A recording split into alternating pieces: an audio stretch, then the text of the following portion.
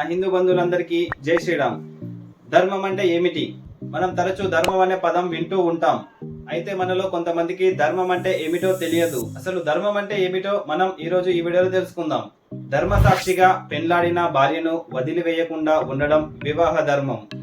నమ్మిన మిత్రునికి అపకారం చేయకుండా ఉండడం మిత్రధర్మం. మగవారిలో సోమరితనం లేకుండా ఉండటం పురుష ధర్మం. విజ్ఞానాన్ని దాచుకోకుండా బోధించడం గురు ధర్మం. భయభక్తులతో విద్య నేర్చుకోవడం శిష్య ధర్మం.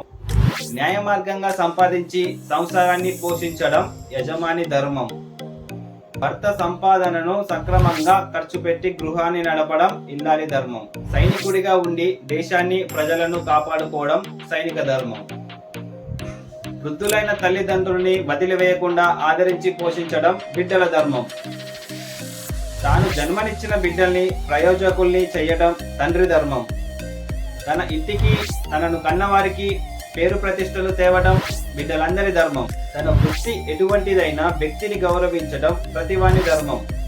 తాను సంపాదించిన ధనాన్ని ఇతరులకు సహాయం చేయుట సంసార ధర్మం.